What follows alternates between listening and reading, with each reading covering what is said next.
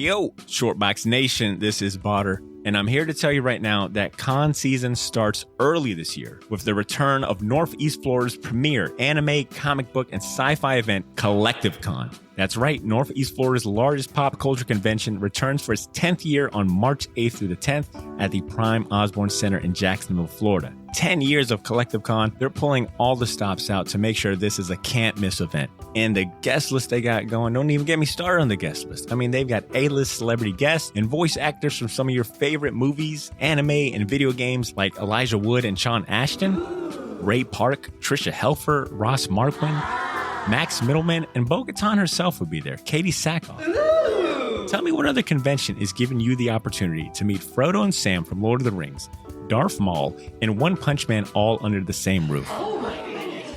Only at Collective Con. And if you're looking to get some of your favorite comics signed, or if you want to get an original sketch from some of the best comic artists in the world, well, you're in luck, because there'll be plenty of comic and creator guests there, like DC comic artist extraordinaire Clay Mann, Harvey Award-nominated illustrator John Taylor Christopher, Marvel and DC cover artist Chris Stevens, and acclaimed Star Wars author Timothy Zahn. They'll all be at Collective Con this year. And if you're looking to bring the family, or if you want to make a weekend out of it, you're in luck, because there'll be so much going on at Collective Con that weekend in the form of vendors, fan panels, video game tournaments, cosplay contests, after parties, and a bunch of fan events. You can purchase single and 3-day weekend passes now using the link in this episode's show notes, or by going to collectivecon.com to book your tickets and hotel. Buy your tickets now, and I'll see you at Collective Con, March 8th through the 10th. Now let's start the show. Ladies and gentlemen, I present to you the Shortbox Podcast, Season 6.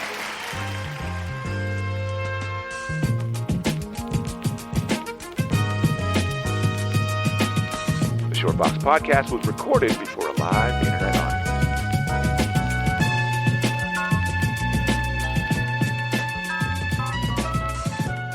Yo, Shortbox Nation. Welcome back. This is episode 320. New friends and first-timers, welcome to the show. You're now tuned into the Shortbox Podcast, which, if you like it or love it, automatically inducts you to the Shortbox Nation, so welcome to the club. My name is Botter Milligan, and today, the Shortbox crew is back at full strength again. We're going to be catching up with some of the latest and greatest comic news and topics, as well as giving our take, as well as taking time to talk to the Shortbox Nation directly. We had some listeners submit some questions and topics for us to discuss today, so we'll get to all of that. But first, allow me to introduce my crew of friends here with me in the Shortbox studio today, starting from my right-hand man, who sits to the left of me. It's Cesar Cordero. Hell yeah, guys. We're talking about wet farts. Yeah. Hot buttery love. That's the other podcast. That's the other podcast. That's the other podcast. We're not today. Shortbox. Okay. 1 o'clock, remember. Meet me at the docks on Friday. And under the same roof is everyone's favorite art-making machine man, is Edmund Danzar, a.k.a. Edbot 5000. And last but not least, is the first lady of the Shortbox herself, Miss Ashley Lanning. When you say the first lady, that implies some sort of relationship that you guys are implicit in. Is this true? Shortbox fans want to know. Shortbox scandal. Well, no, it's really just because she's the only lady on the show. Okay. So you mean the only lady of the Shortbox. All right. Introducing the first and last lady of the show. Introducing lady.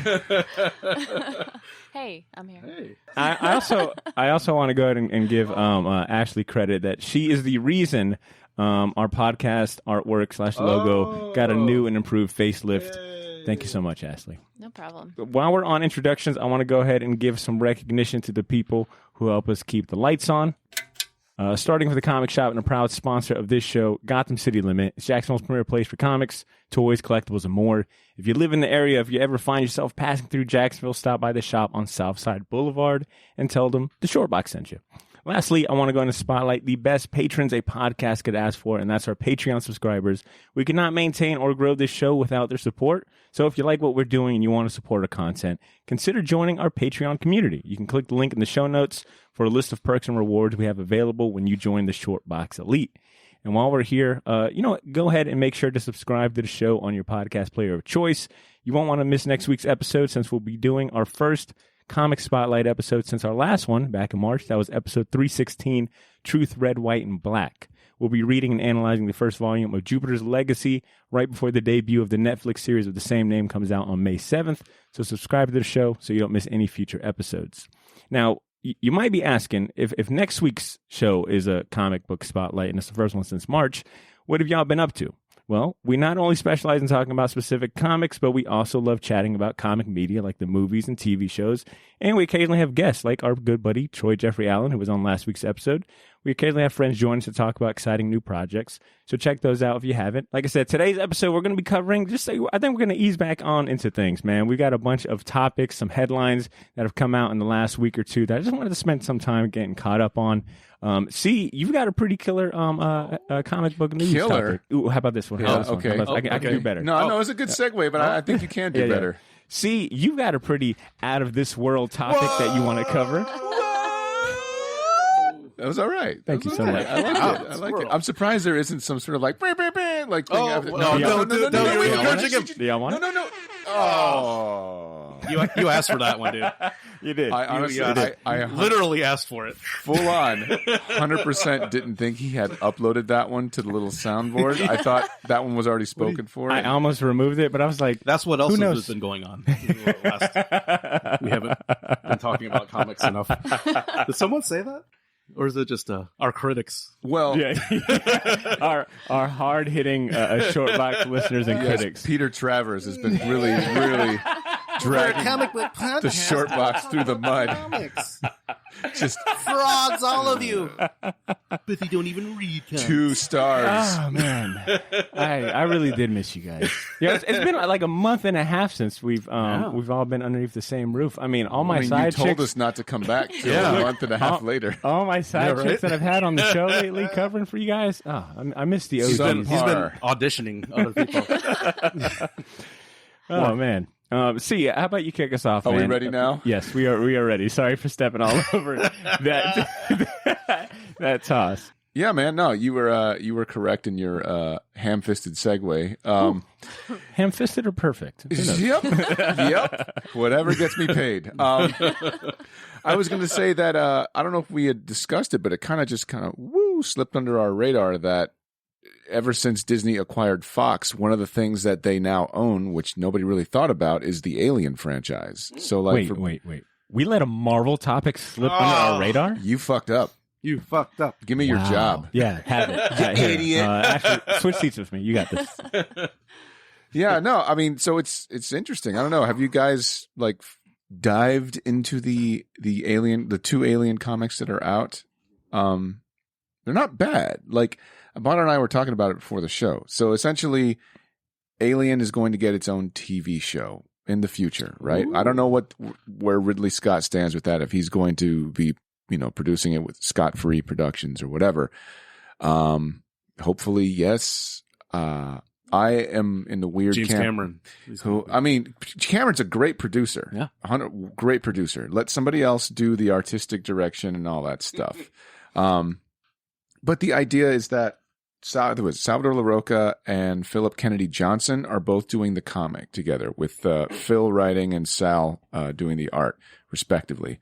Not to trash talk anybody, but I think the art is subpar. I've seen Salvador LaRocca do better work. But if that doesn't, tickle your fancy, there are about 1 million variants. Peach Momoko doing a variant. Oh, nice. Yeah. So if you guys like that, we've mentioned her in the past. It's interesting because Alien has been characteristically a dark horse property for like 20 years plus, so it's just like weird. Star Wars was. It's very, well, that's another thing, right? So Star Wars has been doing pretty good in the comics. Say what you want about the movies, whatever. They're comics. But the comics are doing pretty good. Like, they're getting some heavy hitters there. It was like the first, when Star Wars 1 came out, it was like the first million selling copy. Yeah, the Jason Aaron. Right, and I feel the parody is the same, right? Like, I know people dig Cassidy's work artistically. I am not one of them. But Jason Aaron's writing is great. So far for the 2 issues that I've read, the writing's pretty solid for an Alien story. It's interesting. I care. They set up tension and some of the horror. Pretty good.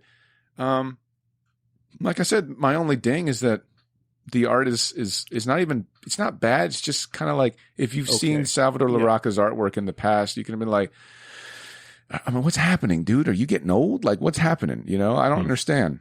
Yeah, it's I kind of, when I looked through the first one, I was I was interested in it, but the art has to really grab me. Sure, I'm there with you, man. $3 or $4, $5, $8, $10. Right, right. So it was just, I just kind of like, I looked at like the million covers. The peach cover was nice, but I'm not going to buy a comic for that. Right. It's not the 90s. I hear you, man. I'll wait until they collect those covers in like a special, book or something. Poster book. But see, were you collecting or reading like the Alien comics when they were with Dark Horse? Yeah, dude. Yeah, dude. I mean, some of Bernie Wrightson's work is there. You got artists like Mark Schultz doing stuff like, dude, that's what I'm saying. Did that James Stocco, the Dead Orbit? Dude, Dead Orbit. I have the hardback on my nightstand right now. That shit is awesome. What if you like Alien, then you know that Stocco's is more or less doing tribute to Ron Cobb's artwork with that whole comic, who was one of the concept designers for the first Alien movie, right? So like it has potential to be sort of the same idea, right? Where like you have all these,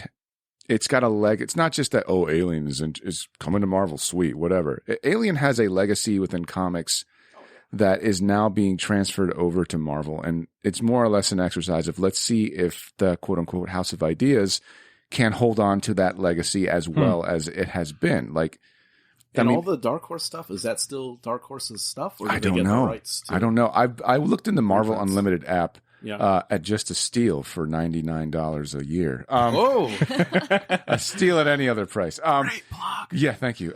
They're not paying us. Hire me. Hire me. Don't hire Botter, hire me. It would be ultimate betrayal. But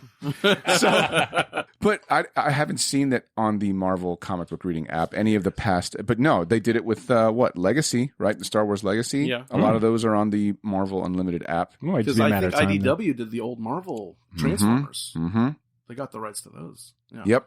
So it's kind of weird. Like, it's like bizarre holding pattern. And IDW may have put out some Alien omnibuses that were Dark Horse affiliated. They kind of do some Marvel titles here. Weird. Those art books and some of the kids' books and stuff. Yeah. I don't know how I feel about them. They're like the kid at school that you don't know if you can trust him or not. You know, they're making jokes, but are you really my friend? Taking that Disney money, son. So you need to stay open. Well, okay. So do the Star Wars adventures. I was about to say, man, like, it's kind of interesting that, you know, Marvel's no stranger to horror either. You know, it's just you haven't really seen it so blatant since like Werewolf by Night or, you know, Frankenstein's monster or anything like that. Stuff. Yeah, Tomb of Dracula, Morbius, Legion of Monsters. Right, stuff. Right. Like, it's not been on the forefront. Like, Alien is a big name. Like, it's a really big name and a big get for Marvel as far as I'm concerned. But wouldn't be comics if there wasn't some sort of competition with the other guys. And I think, Ed, you have something to say about maybe if this were a courtroom, there would be a rebuttal or some sort of retort coming from the other end of the spectrum. Speaking of a legacy of horror comics. Here we go. So DC announced this week that they're coming out with a horror imprint. Oh. What's it called, Ed? What's the catchy title? They spent weeks and months. The this is gonna be good. It's gonna be good. It's gonna be good. Okay, guys. All right. Horror imprint. We're going to call it DC Horror. Okay. Where's the third part? That's DC Horror. One more time again. I've got to hear it again. DC Horror. Yeah, see, because then people will know exactly what we're doing here. Did they spell like horror in a unique or cool way? No, like absolutely not. Horror? HORROR. And it's a 17+ label, which I think they did with Black Label. Yeah, didn't they do it with Vertigo? Oh, we don't want to talk about Vertigo. Vertigo. We don't want creator rights. If I may inquire, we want to get movie people in the comics, dude. If I may inquire, wasn't there already a horror imprint that they put out with Joe Hill? Yeah, right. 1 year ago, almost exactly 1 year ago, Hill House Horror Comics, which when Lock and Key started, blew up. They're like, oh, Joe Hill, he's a name. He's Stephen King's kid, right? He looks exactly like him. Yeah, he sure does. Poor kid. Oh, I know. Bad genetics. But yeah, the Hill House Horror series, which is basically, he's not writing them, but he's curating them. So he's basically picking these stories out, as far as I know. It's only been a handful of titles, but it's strange that they would have a horror guy with horror imprint, with horror in the title still, and then make this other one to basically do a prequel to the 21st or 25th Conjuring movie that's coming out. Oh, that's right. I forgot about that. Yeah. Have they announced any titles? One whole title. Yeah, Because when you roll out a new imprint, gotta at least have one. you gotta exactly. Hey. See, Potter? That's why you need to be on the board. One's all you need. One's all you need. One is all you need. You need at least one, exactly, and one is all we need until October, which they kind of mysteriously said, we'll have some stuff for Halloween.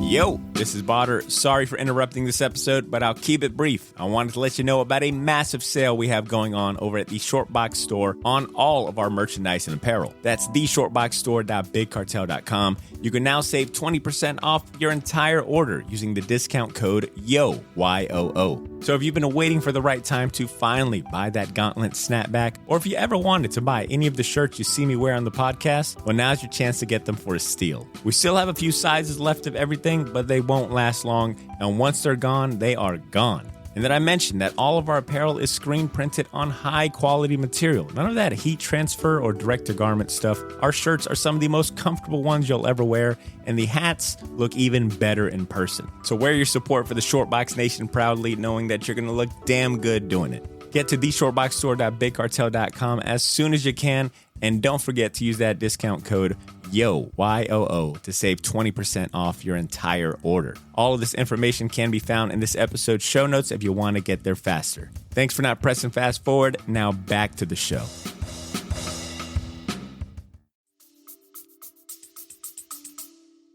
And Was that exactly what? Were you on the phone call with these board members? Well, what's the one title that they've announced? Conjuring the Lover.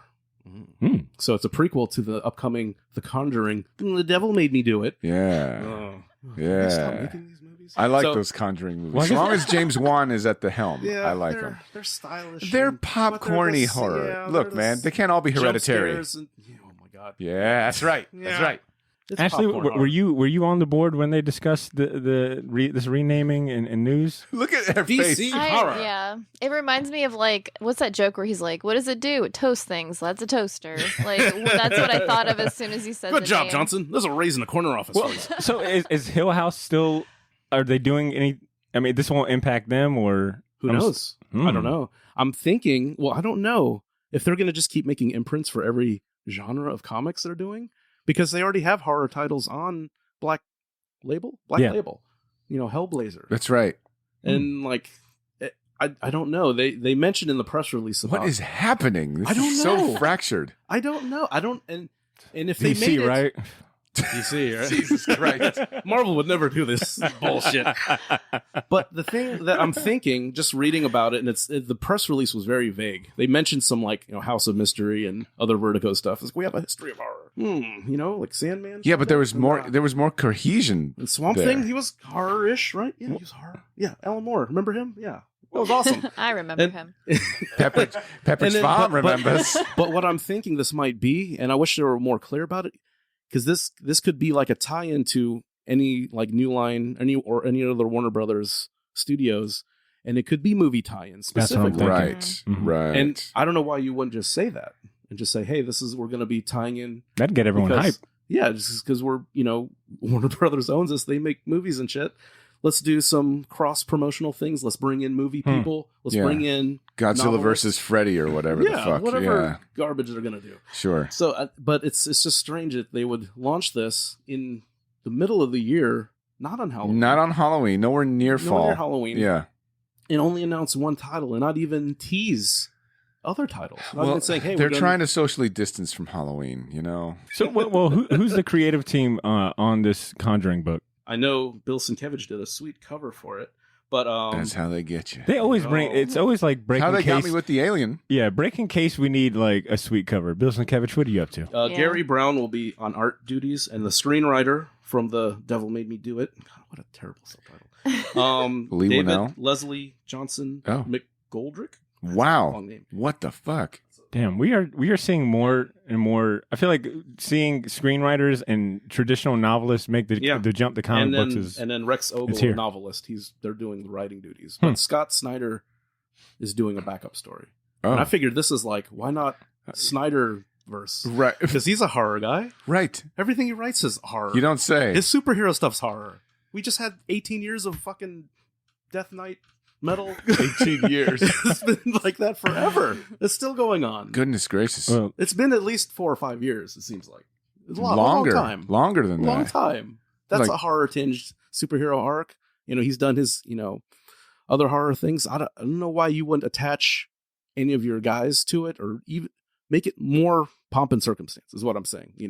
If this is going to be a new imprint and you're going to make new imprints for every genre. This seems like- so bad. Yeah. Like just it's so rushed. lack of imagination. And it's like you had all this stuff under one umbrella, which you shut down. Right. Just right. a couple of years ago. Not even that long ago. damn. You're listening to the old guy podcast. I where mean, we just look, complain. Ed and Cesar showed up in gray hoodies, which to me is the official wardrobe of old guys. it. New stuff I hate. We're like the two old Muppets. Like, I'll tell you what sucks. This horror imprint. The Conjuring. Conjure up some good comics. That's not going to happen. But I appreciate you, Ed, at least sharing like your solutions to it. Like I agree, it does sound like kind of a like it sounds like they just wanted to put something out without having like the full plan. Even like kind of more niche stuff. Like Young Animal had a handful of titles when Sure. they were announced. Right. What was the Gerard Way? Yeah. Sort of. Yeah, Which that may or was may not be good. around. I don't know. I think it I don't know. still I think so. is. I wanted to go ahead and insert a question that we got from one of our listeners since we're on comic book talk. This question comes from someone on Instagram with the handle RudeBlunt29. Yo. Or Rude AKA Blunt. Ruben. He's a member of the Comic Book Fiend Club, so don't say shit about him or nothing. No, we don't mess with the Sons of Anarchy. Yeah, for real. But anyways, big fan of the show. He sent in the question. He wrote in and asked, which Mike Mignola cover is your favorite? And it can't be Hellboy or BPRD. Lobster Yo. Johnson. I was going to Shout say out. Lobster Johnson shouldn't count either. Shout, What are yeah. you talking about? He didn't mention it. Okay, you're right. True. Now you're just putting words in his mouth Shout and out. making this way harder than it needs to be. Yeah. Let's see. Oh no, I just don't want him to be mad at me. Yeah. Bad company. I can't deny it. So I immediately thought about Mike Mignola's X-Men classic covers that he was doing like in 90s, Shocker. like the early 90s. Marvel. Yeah, well, I got to stay on point on my brand, right? But he had a run of like from issues 57 through 70 where he was doing all the covers. And I think the one that really stands out for me would be number 63. And it's the one where it's got and it's Mike Mignola like channeling like, his style and theme just with X-Men characters. It's the one where you've got it's a cover with Vampire Storm and she's got Dracula behind him. You got a stake wielding Wolverine. You got a cross-holding Nightcrawler on the cover, and of course Colossus. I think it looks great. I think it kind of channels like the Mike Mignola, tropes and things that we all know and love. So that's one that I'll probably highlight as one of my favorite ones. Does anyone got like any other covers? After all the shit I talked, I can't believe I'm actually following up with a Marvel. Oh, it feels so good. Ew, to be gross. right. Ah, Come on, yuck. say it. You're Say like, it. oh, talk dirty to me. Talk Marvel to me. I've got two, so I'll balance it out. Hit I'll it. say the first one is, come on, how come you didn't even drop Triumph and Torment? Fucking Doctor Doom, Doctor Strange, you've lost your damn mind, man. I wanted Come to, on. but I knew you'd bring it up. Or I the knew you'd bring it fucking up. Wolverine, where he fights robotic apocalypse. It's not even a real one. Spoilers, he's in the Savage Land. What is the name Whole of that story? comic done by fucking Mignola. Damn, It's a that's small good- little trade, too. It's It a is. little one. It's the one where like they first kind of played around with the idea of Wolverine having like a son or a jungle baby. Yeah, it's weird. It's real Damn. weird. And it's a Batman cover. It's weird because Batman's making kind of this weird, like frumpy face where he's just like, man, he's like the mad Death at in the Family somebody. cover? That's it. It's like That's that the one. Yep. Okay. It is That's a good one. Batman You killed my partner. number By 426. telephone. And real quick, the name of that Wolverine story is Wolverine: The Jungle Adventure, That's written it. by Walt Simonson, art by Mike Mignola. Yeah. I like how he draws Batman because he always, like his thighs are always a little too thick. Yeah. Have you ever noticed that? Thick thighs save lives. Look, I'm going to tell Even you right Batman. now. Mignola Batman thighs has save been lives. Thick thighs save lives. He's got a donuts and deadlifts Donuts and deadlifts. Instagram account, That's right. you know? He's wearing the fucking Lululemon He's shorts. got the grappling hook. He can carry on. He's a fit guy. He's got a plane in a car. He doesn't have to walk. Everyone knows the Capes boat and a motorcycle. The Capes Crusader is thick with two C's. Thick boy. Everyone knows. Boy. Ashley, do you got a favorite Mignola cover that's not Hellboy or BPRD? Yeah, well, I feel like I'm cheating, but so Lobster Johnson.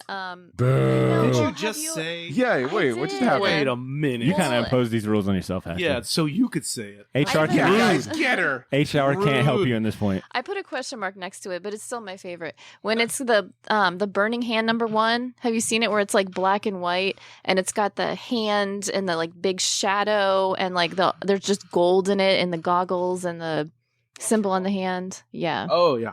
It's probably my favorite Mignola cover, Hellboy included. And then I have this issue of it's called Namwolf. I think it's Namwolf #1. That shit is delicious. I And know what you're talking about. Or no, yeah, it's Namwolf #2. Never read it. Somebody sent me a link to it. It was like, look at this Mignola variant cover. And it was $10 and I bought it. And I like flipped through it one time. And it has, all I know is that there's like a werewolf. Oh my God, it's so soldier rad. guy That is kills rad. Nazi. Yeah, that's the cover I have. And I never got into the series. I was just like, I'll pay $10 for this cover. Why not?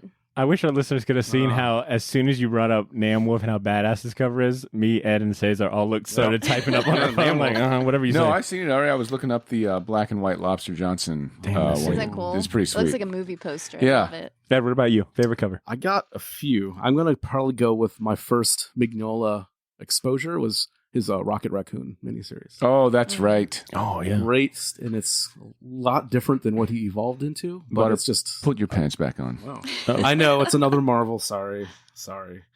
But he did some really cool... There's like a really cool Alpha Flight cover, number 34, where Wolverine and I think I forgot if it's Vindicator or North Star or what her name was this issue, but where they're fighting a bunch of samurais. Like on Oh, That one really is cool. rad. Yeah, it's a really cool... What number is rad that? cover, number 34. Alpha Flight easy. 34. Settle down. Well, No, I'm when comics drooling. are 75 cents. The good old days. Oh, no. When gray hoodies were only And- $10. And I'm You gonna could do get them like for a fart at Walmart. I'm gonna do an honorable mention is the Topps Bram Stoker's Dracula. Fuck yeah. Oh. Because that is yeah. like a year before. So you can kind of see the roots of Hellboy. Because it's the gothic horror. Oh, You yeah. can start seeing like, okay, this is going to be the next year Hellboy's first appearance. Right, Like right. 92, Next Men 93. 21. Yeah, and it's like, man, this is a really, really cool thing. But probably the Rocket Raccoons because that's kind of my first Mignola experience. Shout out to Drew who bought me Next Men 21 Nice. as a gift. That's awesome. Yeah, he's never Like- done nothing that nice to me, so Yeah. that's definitely I applaud worthy.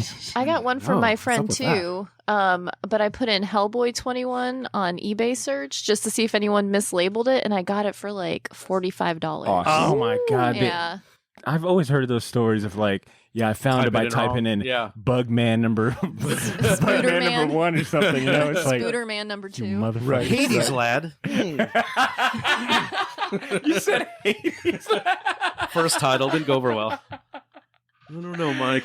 Title. I think I've said this on the show, but I mean, when I would reference a Hellboy in front of my dad, like even as a 18, Watch your 20-year-old mouth. man, I'd be like, hey, Dad, Heckboy is on TV. And he'd be like, what?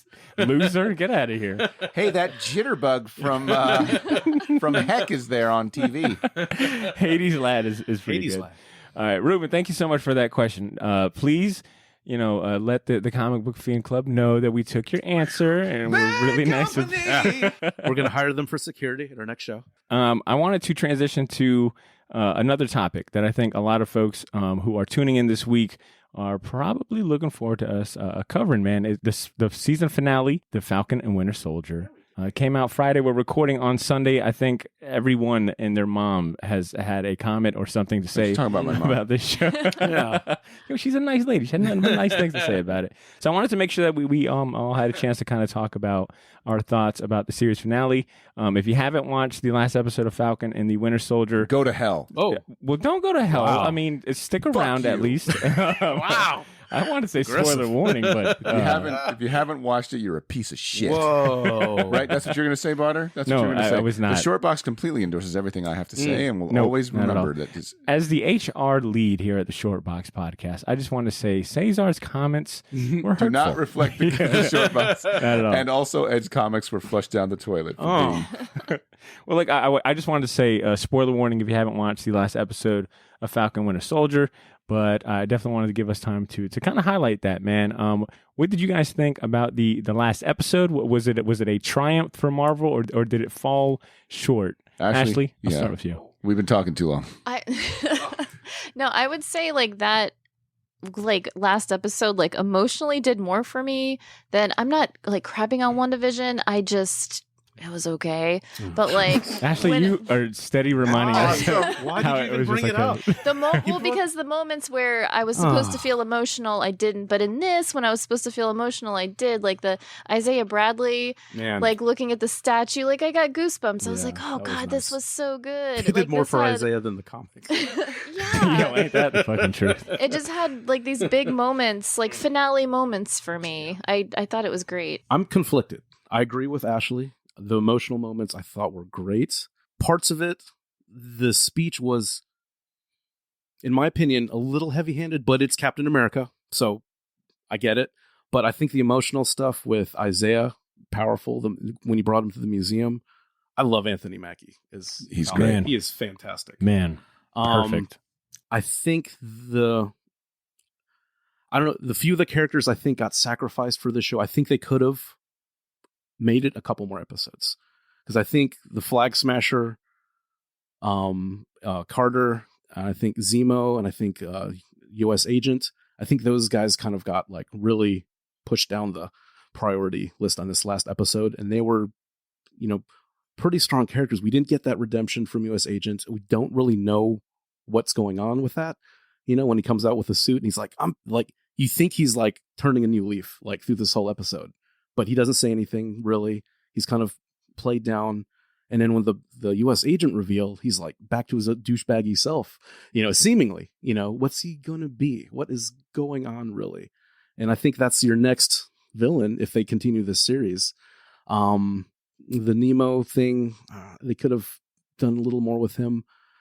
Like I said, the speech got a little heavy-handed at parts, in my opinion, but I think we needed it to, okay, this is the new Captain America. He addressed things that, like when he said, 1 million people are going to hate me wearing this outfit and wearing it spot on.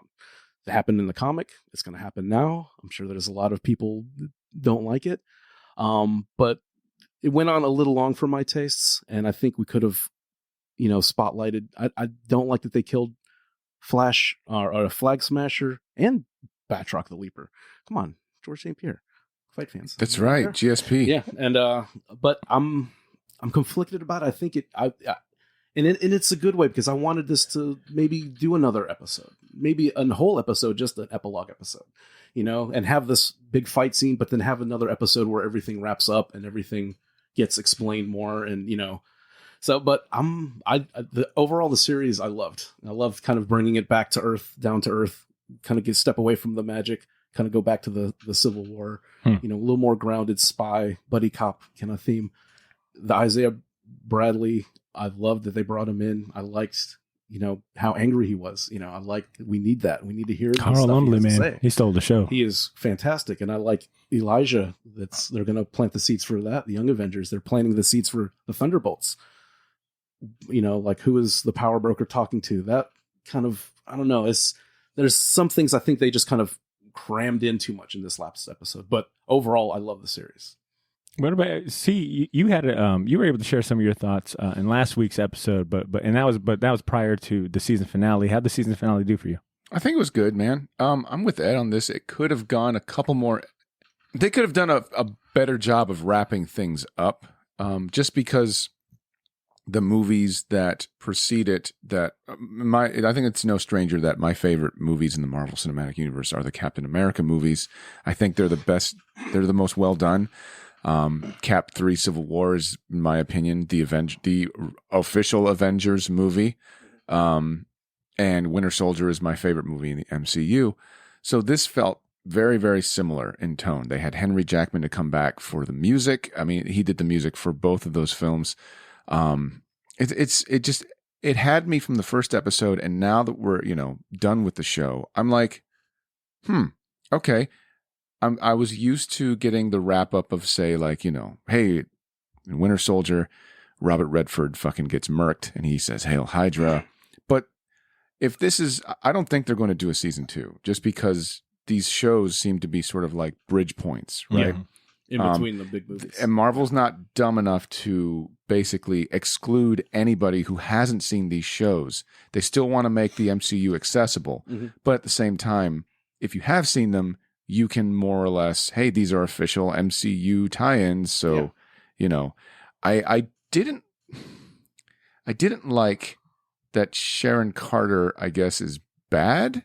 It didn't make sense to me. Like, the timeline doesn't make sense if she's been the power broker and she's fighting people, and Zemo kind of knew her, knew him. Yeah, and like I'm trying to figure that out. Like, I've met the power broker. So what I've kind of seen, you know, online as far as like ways to explain that would be like maybe she's a Skrull, which I think it feels like is everyone's kind of go-to. That would be the fucking stupidest thing. God, I hope. But the Skrulls have been presented as good people. They've been presented as some sort of like. Yeah, like and the thing at the end, I mean, that could lead up to the Armor Wars series too. So super soldiers are off the table, but she's got access to all the all that stuff. Yeah, I just it ended very. It's like, we got 6 episodes. Oh shit, we only have 1 episode left. Get it all in. Well, I think the stuff that they prioritized ended very well. Yeah, for sure. Very well. Like there's an arc, right? Sam starts off as like. He gave back the shield. And you don't realize why until probably about maybe halfway through the series that, hey, this shield comes with a lot of weird stipulations you aren't fucking thinking about, Bucky, i.e. I'm black in America. And it wasn't done like in a sort of like virtue signaling sort of way. Like it was done in a very tasteful way. Like where it was like. For it. It's like, I didn't even think about that. Yeah. Like Steve and I didn't think about that. And Bucky didn't do it like in a I'm white, so I'm automatically guilty sort of way. No. Like it was just kind of like, oh yeah, I'm fucking. I read The Hobbit in 1937 when it came out. Yeah. I'm a little out of base as far as all the stuff. That. It's his generation too. Right. It's like he's like Captain America's age. Right. You know. Right. So they dealt with all these issues, and those were the plot points I think that they wanted to focus the show on. And anything else that's, you know, loose ends is just classic comic books, Marvel loose ends type stuff, right? That, hey, yeah, okay, Sharon Carter is a fucking douchebag. Great. Elaine Bennis from Seinfeld is showing up as Madam Hydra. Cool story. Who gives a shit, right? Like, whatever. She's got a little purple streak in her hair. That's nice. What's important is that Sam, who started off somewhat cynical and fearful, ended up having to put you. How do you get a guy like that to put on the costume? He can't wear it because that costume represents optimism and bravery, right? The opposite of what Sam was. So he literally had a full-on arc, and when he puts that shit on, he's basically Steve. He has to be. Like you can't just put it on and halfway be Captain America, right? Like John Walker. Right. Exactly. So he has to be Cap on his own terms, so that way it means more. And that way Bucky gets a little redemption too, right? So I fucking loved it, man. I thought it was good. I thought it was well done. Yeah, I'm right there with you. And I mean, you guys kind of highlighted some of maybe my minor gripes with it was some of the loose ends that they felt. I mean, some of those loose ends felt kind of rushed, but I was expecting an announcement shortly after, which we got, I think, in less than like 24 hours, which was the news that, you know, there was going to be a 4th Captain America movie, and it was going to be spearheaded by the head writer for The Falcon Winter Soldier, Malcolm Spellman. Hell yeah. Along with a staff writer on the series who's credited for one of my favorite episodes, episode 5, The Truth, Dalen Muson. Hopefully I'm saying that right, but he's going to be co-writing the next Captain America movie. So, and much like WandaVision, you know, I think that was a lot of people's gripes was, you know, you guys had set up all of these some of these character arcs and plot points, but you know, felt kind of rushed in the end. I think C brought it up really well that if you kind of treat these shows as like bridges to, you know, the bigger or the next movie where they'll probably elaborate a little more into that, then I think it's not a big issue. Yeah, how else are they going to get your fucking money? Yeah, for sure. Because that's the end result. When they did the title change, I did like that. I like that. That was pretty cool. Did they missed out? Black Cap and White Wolf? Huh? Guys? Right? Probably my favorite joke in the whole series was that where he's like, oh, you White Panther now? And Bucky looks at him and goes, Wolf, actually. And then he's like, huh? Yeah. Like, oh shit, this white boy's got more credit than I do in Wakanda. Fuck. But I will go ahead and I'll echo what C was saying. I think the most important stuff they executed really well. You know, bringing like the focus back to Sam. You know, stepping into and this role. addressing the blip and how that fucked everything up. You know, I have been enjoying this version the of economics of the Infinity Gauntlet. Yeah, no fucking wonder. Potter's like, you know what I really like? The business repercussions of the Infinity Gauntlet. more spreadsheets. Yay! I'll give you guys that. I'll give you guys that. I hate all of you. I'll give you guys that. I do wish they kept Flag Smash around. I love that Yo, character. That was I was like, damn, they completely took, which what to me was maybe one of the weakest plot points in this show was I felt like they were trying to place Carly and the Flag Smashers on a certain pedestal, or at least, you know, paint them as some sort of legitimate threat. Yeah, not when Zemo was walking around. Yeah, exactly. He stole the show, but Zemo did steal a lot of stuff. But I felt like now, granted, I think I can give them some leeway because, like I said, the Flag Smashers didn't really do it for me. Wasn't really convinced. I never felt like they were a legitimate threat, and even like the background. I don't think you were supposed to.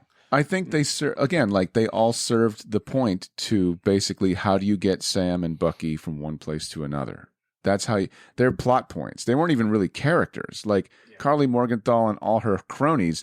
If they were a threat, then Zemo couldn't have fucking phoned in a favor from Evil Jarvis to blow them up. To blow all those motherfuckers up in one button push while he's reading fucking War and Peace listening to Tupac in his cell. Great musician choice to listen to in your cell, for sure. But well, I say that I give them some leeway with the Flag Smashers kind of being like whatever, because I believe the original storyline for this series was supposed to involve something along the lines of like a virus had kind of happened. The Flag Smashers were stealing vaccines from like government agencies because they were holding on to them, spreading it to the people, kind of like that Robin Hood story arc, which I thought was lost in this interpretation. If you guys don't know, like Disney had decided to kind of scrap or alter that storyline because of everything that happened with like COVID and the pandemic. They felt it would have been like a little bit too close to home. So they made up the whole GRSC borderlines kind of plot, which like I said, to me, it would, if they would have given that I think if they would have went with the original story that they wanted to, it would have made more sense what the Flag Smashers were doing. But they never showed enough. Like they kept telling me how important their mission was and whatnot, but I didn't care because they didn't show it. You know, it was all kind of words like, oh, we're being treated bad, but they never showed any of those like camps that they were talking about or how the people were treated bad or these soldiers that were because occupying. they weren't the focus. That's the whole point. The whole point of the show is Falcon and the Winter Soldier. But they set them up as the primary antagonist. Negative. The primary antagonist is Sharon. You just don't like that. That's what it is. Kind of like primary antagonist at the end of the show. Pretty. No, I don't want to say about obvious, that. But it was like she's probably the.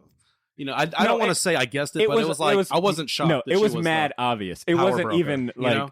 I was waiting for the switcheroo. I was like, "There's no way they're going to be this obvious especially and blunt with all about those paintings she was selling." Like, right.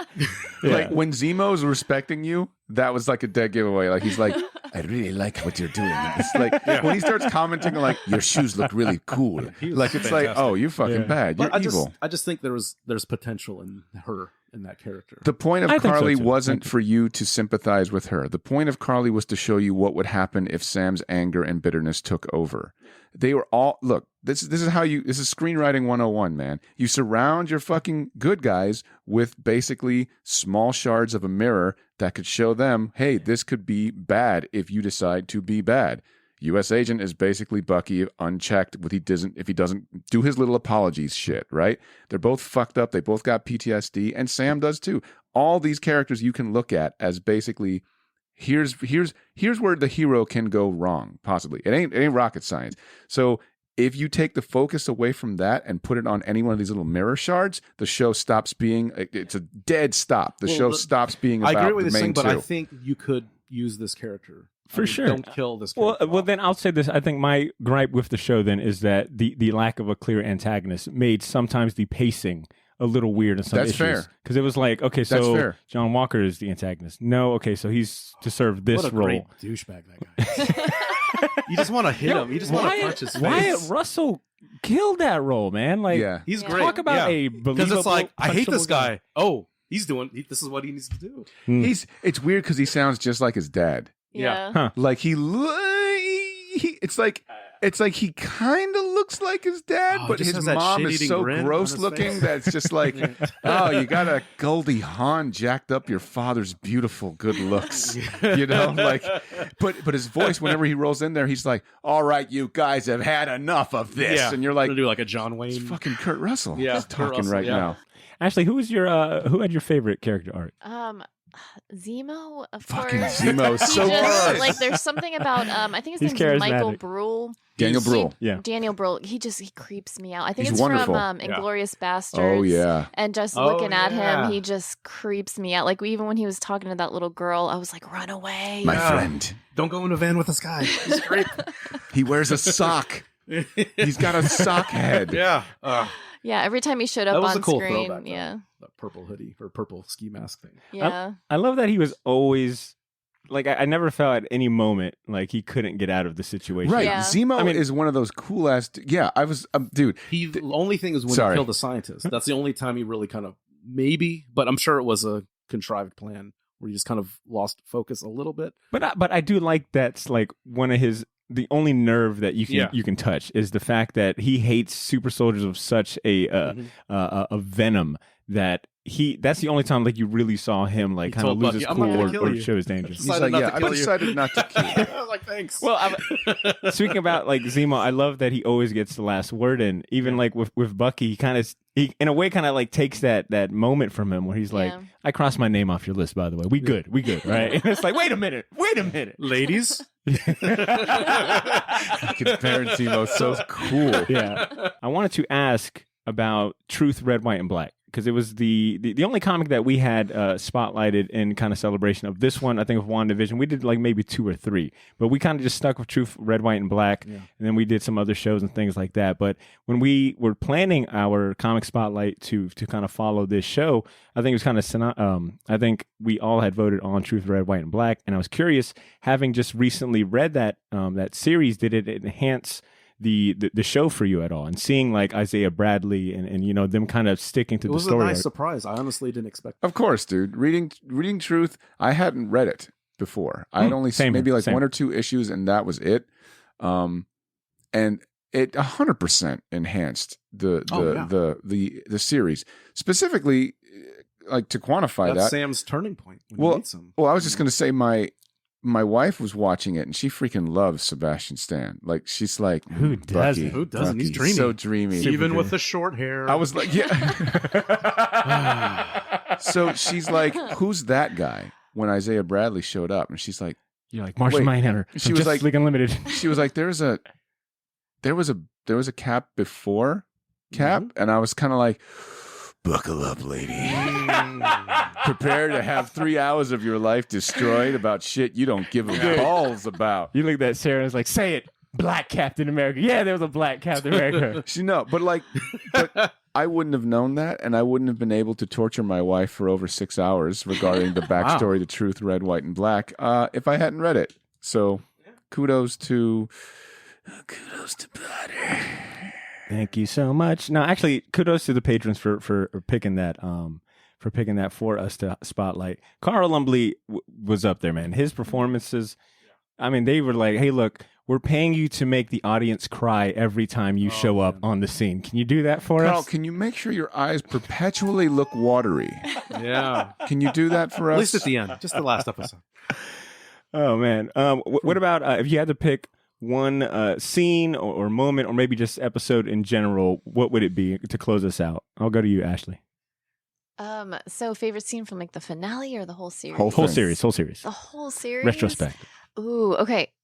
So not my favorite one, but like the one where I was like, okay, things just got intense was after he killed the guy with the Captain America shield. Jesus, at the I end was of, like, oh my god, they did that? Like the Captain Like, America cut his head off. shield Yeah. The blood on it. literally yeah. just like decapitated a Oh. guy. That was Yeah, like I episode 4. couldn't believe they did that. Favorite scene? Well, the most powerful. I like Zemo like- and the guy that got his head cut off by the Shield. It's like actually, USA. I just remember like gasping, like, "Oh my god! Like Disney did this. This is on Disney Plus." I know. right It's now? like, oh, we're getting close to that rated. I didn't think about that. Rated Yeah. R. Same. Can't do anything. I thought the same. I was like, damn, I cannot believe they let this imagery be shown to close out the episode. Yeah. And Carl- to even do it to begin with, because Carly's saying shit like, I can't believe you bought into that bullshit. And I was like, madam, please, this is a family show. because prior to that, I was like, wow, Disney is okay. They're touching on some like very interesting subjects and topics. But then when I saw, Captain America put a hole in someone's chest with the shield, I was like, okay, they're doing it all. Yeah, they So- went for it. Blood splattered, everything. What about favorite moment from the series finale? I'll give you that. Oh, of course, the Isaiah Bradley. Yeah. that's When great he was scene. in there and his eyes, he just Oh, has he like got the those statue? tormented eyes, and then they just like light. What if he got mad and and... took the statue? Like, this don't look like me.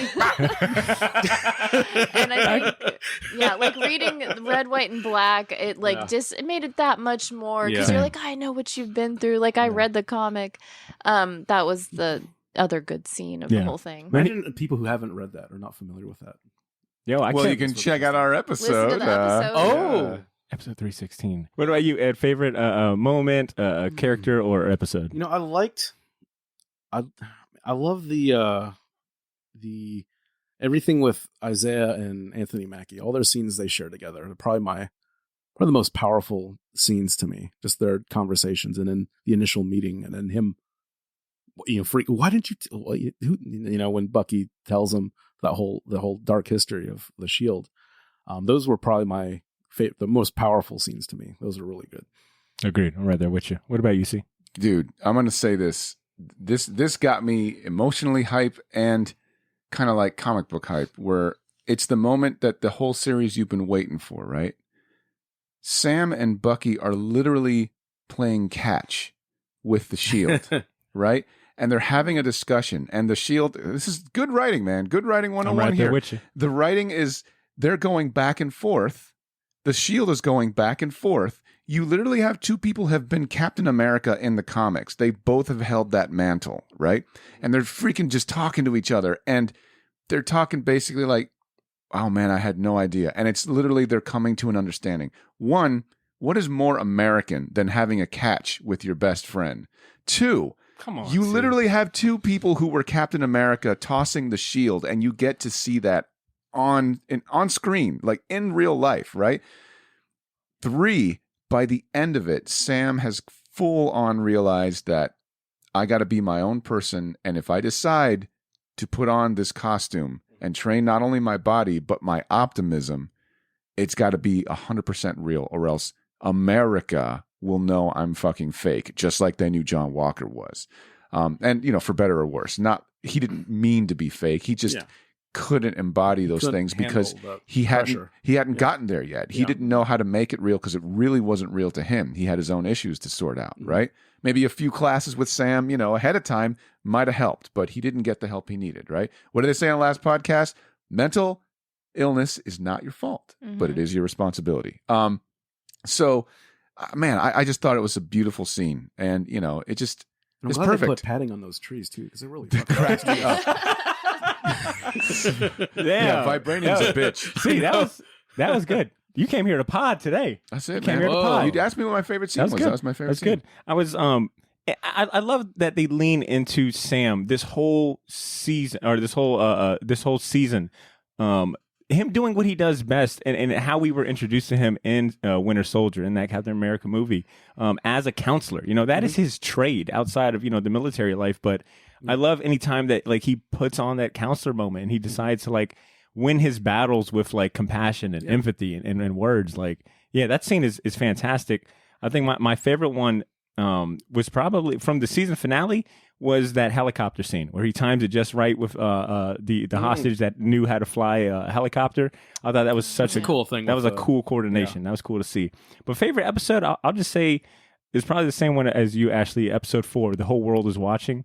I mean, you just got like there was just so much to kind of like see in it. Like you know, you got the Dora Milaje fighting, you know, like Captain America in the face. Ass. That was great.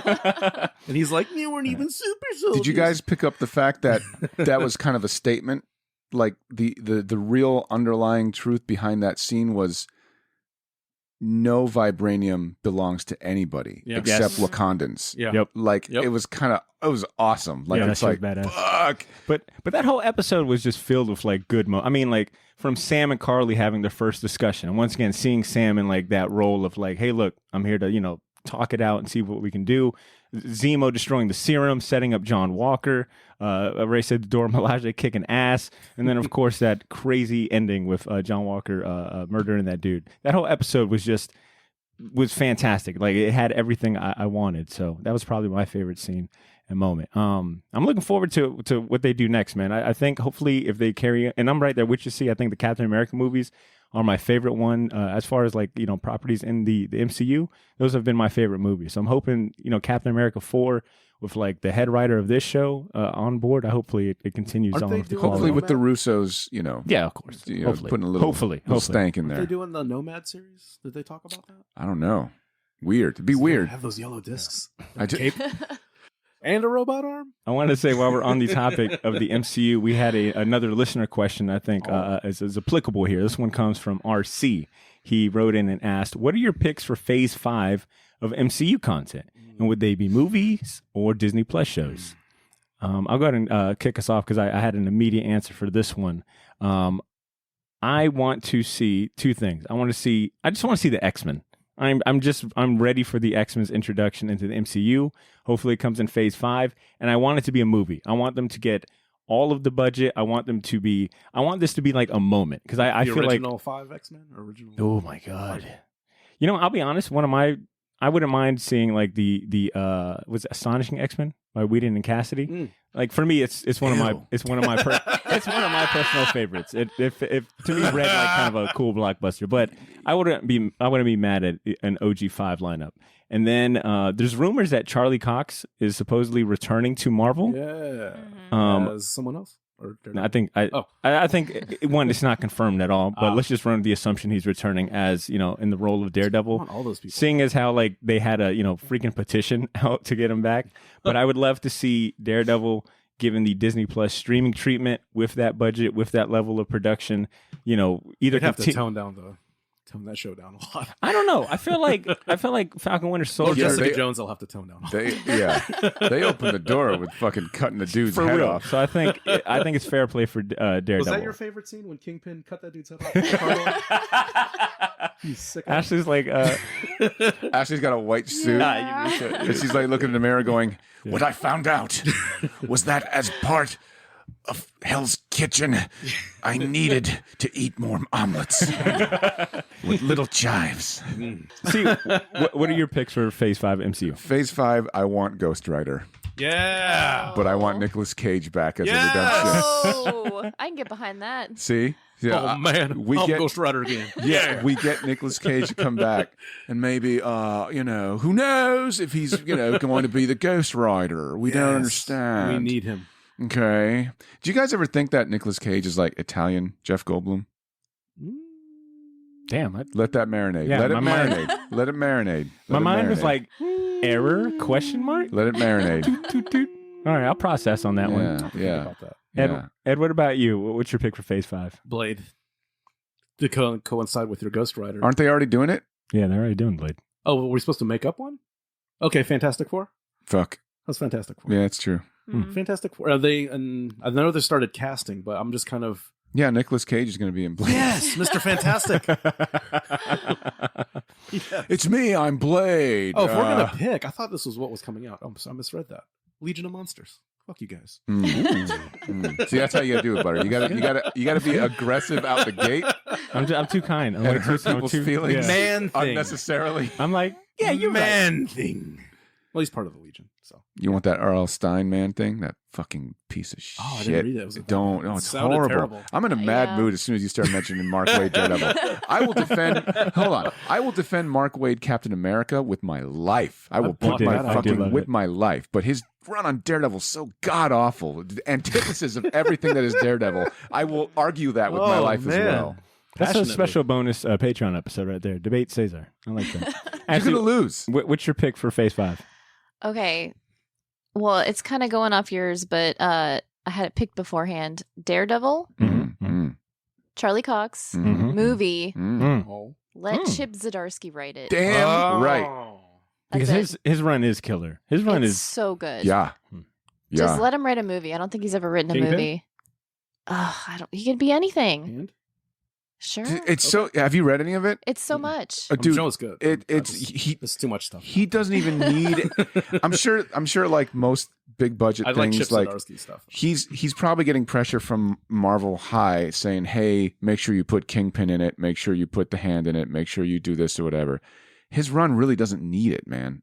Like it's that. I don't know how he did it. He made it Daredevil without any of the Who's in it? Frank Miller tropes. Who's the bads in it?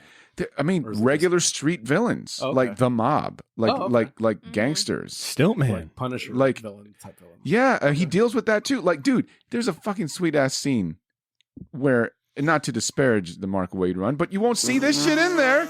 You won't see this shit in there where he goes up against the Punisher and basically puts Frank in his place in a moral way, like where he's like, look.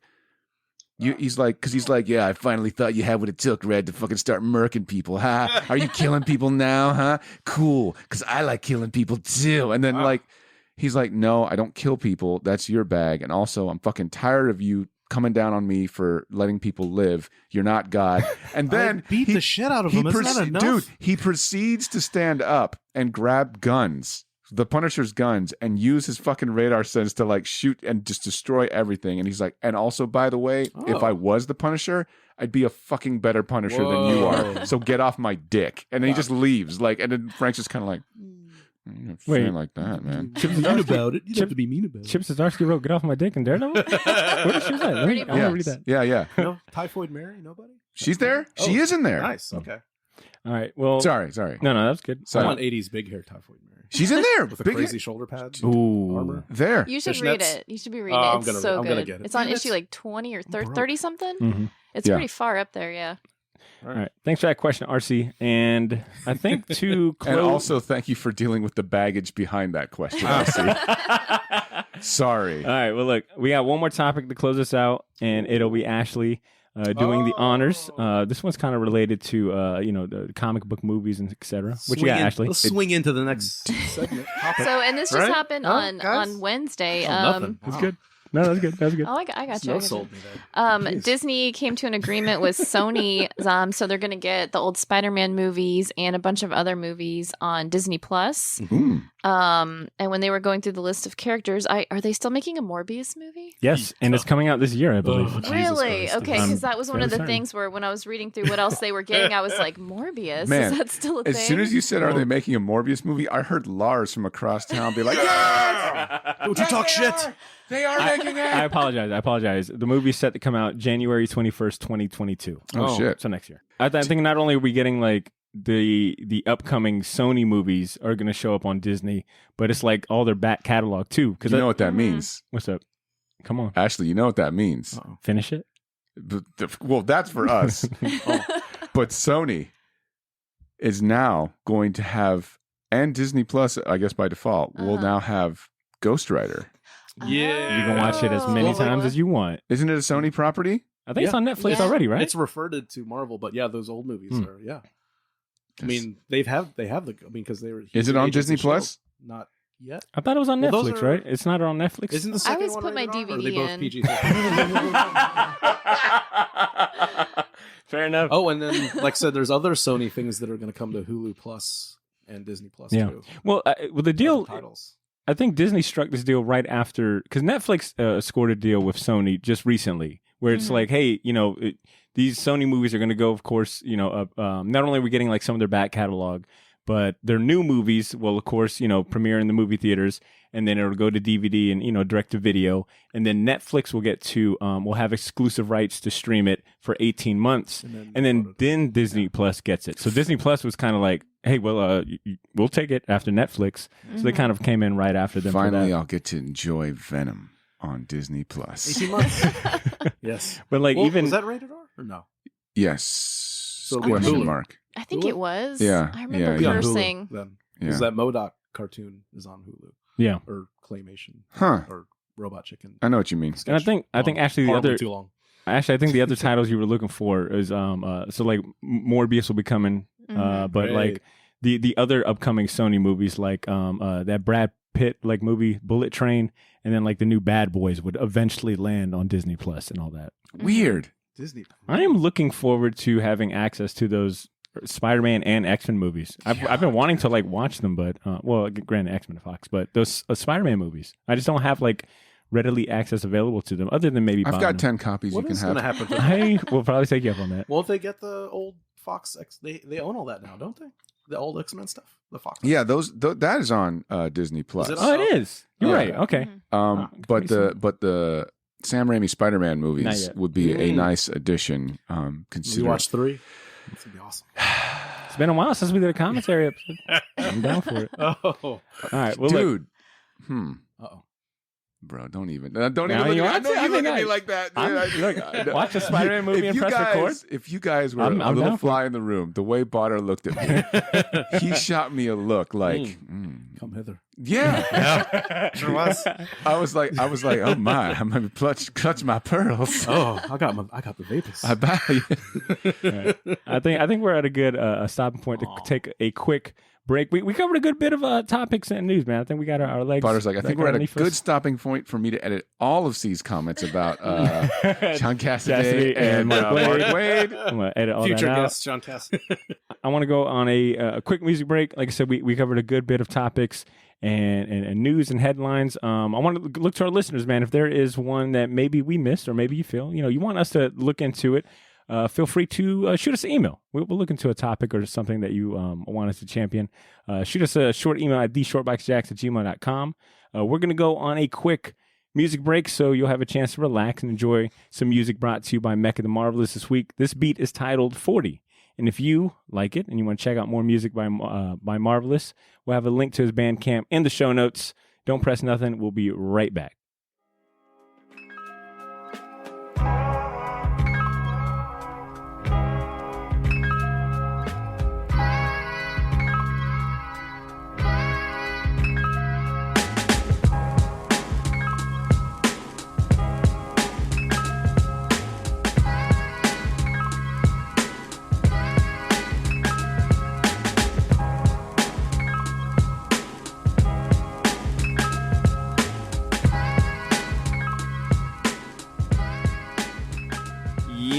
We back, Shortbox. I want to go ahead and shout out everyone, by the way, that purchased hats and shirts. But yeah, it was really cool to see like all the pictures of people getting the shirts and the orders and things like that. And so once again, shout out to everyone that purchased shirts and hats. Ashley had to run to her day job, so she won't be. She's not here with us for this second half, probably for her own benefit and mental health as well. She couldn't handle it. She left. That's all. What a baby. I forgot. Like I was going to tell her that, based on our group chat, that we should have a segment called Ash Whoopin', where like she just tears into us like The Rock, just like one at a time. It's like, this is why you suck. This is why you suck. This is why you suck. By the way, She seems to be above such things. she seems to be above Like a such seems things. to be. Yes, seems to be. She'll- I think she would like an Ash, a segment called Ash Whoopin', where I she think so too. specifically bought her. Oh, wait, what? As long as What? it's Why me? water. I don't know. It's 99% water. It's probably All right, I guess so. We'll talk. So nothing new. I got it. So nothing new. Got it. Let me Can each see. of us get a segment? bought her. Just a trash ball. That's the whole episode. He's like looking Run like it by me first. Give me the premise. Butter's like, Give me the premise. go run it by HR. I just feel Oh, like it'd be a man. lot more damage to my self-esteem than I already get. Spitballing here, spitballing. Let me hear it. Possible title for maybe my segment would be, wait for it, the Hit it. Short Box Podcast. Oh, I That's like got a ring to it. You like that? Yeah. Sounds faintly familiar to something else. But It would I be like it would be my segment though. Yeah. Okay. It's just a segment, Mhm. mind you. Okay, Mhm. don't get weird. It's just going to be an hour and 40 minutes. Yeah. It's going to be every Sunday. What are you talking can about? I suggest something for you? What do you got? Could you highlight something and call it champion season? I'll think about it. Okay, just put it up the flagpole. It's not a bad idea. No? It's not a bad idea. Just a suggestion. I think it's something. Yeah. Come back to me next week when you get a little more. I like where your head is at. But I wanted to, like I said, shout out everyone that purchased shirts and hats. That was really cool to see the photos of people sharing their orders as they came in. We do have a restock coming soon. We'll make an announcement on our social media pages. That's good. When they're available for purchase. That's good. I've had people, believe it or not, I've had people ask, like, hey, is it too late? I tried to buy some and I couldn't do it. So you said yes. And I was like, it's not too late. Snooze, you lose. We got a whole team But I'll of take your small money. children making these shirts just for you. Wouldn't that be crazy if Cesar was taking people's money for orders and like I'm running into them into the street? What the fuck do you mean? Wouldn't it be crazy? I am doing that. You mother. Wouldn't it be crazy if I was a thief? Come on. Of course I am. I forwarded the bot. I don't know what happened to But your I order. literally sent you a text saying I am taking people's money and stealing it. Feel free. But yeah, like I said, we'll have some restocks of our shirts and hats coming soon. So stay tuned to the social media pages. And I wanted to give a shout out, some shout outs real quick to David Morales, which I feel like we shout him out every month. He single-handedly is holding up this show alone. But David Morales and Saint, I didn't get the last name, just Saint. They both won. I've been dropping off like gift cards at comic shops. So like, nice. A 10, I've seen a them in the 15, wild. yeah, $15 one here, a $20 one here at a Gotham and in Coliseum. I dropped one on like Willy Wonka, man. I took it and bought my baseball. Look, knowing you guys, you mofos, I had to give instructions to both comic shops. If someone named Ashley, Ed, or Cesar comes in here claiming these gift cards, don't give them to them. But you didn't say butter, so I would come in and I would have been like, you genius. I'd be like, hey, what's up? It's me, your favorite podcast host. I'm going to need them cards back, my man. And they're going to be like, very good, butter. Wow, you look much handsomer in person. I don't know how to handle this. I'm taken aback sexually right now. You look nothing like you do on the shirt. But shout outs to David and Saint for winning those gift cards. Like I said, I've been dropping off gift cards at local comic shops here in Jacksonville. Man. So more reason to subscribe to us or follow us on social media because I'll post those locations when I do. Nice. That was good. That's good. Thank you. And one more shout outs to Errol White. AKA Sergeant White, because you know I can't call you Errol. Is that weird for you? Absolutely. I ran into him the other day, and of course, he had nothing but positive things to say about the show. He shared and expressed. He's a positive guy. Yeah, for sure. And he expressed his gratitude and appreciation for the show. So I wanted to share it with you guys and let Sergeant White out there, who's for sure listening, because he was excited to hear us talk about absolutely Falcon does. and Winter Soldier. Yeah. He was waiting for us to talk about it. So shout outs to Errol White listening in. Shortbox Nation, we're gonna go ahead and continue on with our show. But first, we've got to visit a place that is near and dear to our hearts because we love talking about new comics that you can find on the shelves. Today, it's time for our segment of the show to talk about some new titles that you can find in a local comic shop near you. Welcome to No Comic Shop for Old Men. No Comic Shop for Old Men. No Comic Shop for Old Men. It's our segment to go ahead and highlight some new comic books that have come out in the last couple weeks, if not this week alone. And like we've done, like tradition calls, we are all going to scream our title at the same time to make it inaudible for our listeners. And 3, 2, 1. Wait. Sorry. I don't know what the count was. Oh. Is it 3, 2, 1, 2, 3, go? Or just 1, 2, 3? 3, 2, 1. On 3, we do it. I say 3, 2, 1. After 1, do it. So 1, 2, 3, go then. Yes. Okay. 3, 2, 1, go. All right, so Alien. God damn it. Yeah. I'm better than all of you. I win. I had Radiant Black. Sorry. Let's do it again. All right. 3. Alien. Man, you fell for it again. The oldest trick in the book. All right. Sorry. I promise. I'm going to delete this. On our friendship. On our friendship. On our friendship. Okay. 1. Sorry. You count. All right. On our friendship. Underline. Don't do that with an underline. Yeah, don't do it. Whoa. All right, on our friendship, on the count of 3, from 3, we're all going to say the comic book title that we're going to champion or highlight today. All right, ready? I might fuck this up. 3. Ultra Mega. Oh, Jesus Christ! It wasn't my friendship. That wasn't on the line. Well done. Everyone else did it. Fair well played. And I'm well over played. this. Ed, all right, kick us off. What's the new comic book that you're spotlighting today? I've been wanting to do this one for a while. Issue 2 just came out this last week. Is Image Comics Ultra Mega. And like I said, I think you described it perfectly. Rated R, Ultraman. Yes. It is This shit is bonkers, man. It is wild. It is crazy. If you like, his art kind of reminds me of kind of Daniel Warren Johnson-y. Yeah, That's what I thought it was at first. I get some Eric Powell. Oh, vibes for and sure. Sean Murphy. Yeah, a little bit. yeah. And Dave Stewart and James Heron. It's a big issue. It's a little pricey. This is a prestige format. 60 pages. That first issue was 60 pages. Second issue is 2. So they're all going to be big books. Yeah. Worth it. Who puts it out? Image. Your friends at Image. Of course, man. Yeah. Is it? Skybound specifically too. Yeah. Which So it could be on Amazon next year, which would be awesome. Which would be insane. But if you like big monsters, if you like power, kind of like there's a lot of nods to kaiju movies, to like Power Rangers, Evangelion, And gore. and gore. Lots of gore, lots of violence and gore, action. This is just a nonstop action. Basically, 3 regular folks get charged with becoming these. Kaiju is like a virus that kind of infects people, and then they become crazy monsters. It's not. The story is there. It's fine, but the art and the action and the violence and just like I said, it's just like a love letter, grindhouse love letter to the kaiju movies and the genre. Nice, man. It's a great comic. I love it. It's been my favorite for this last month. Butter?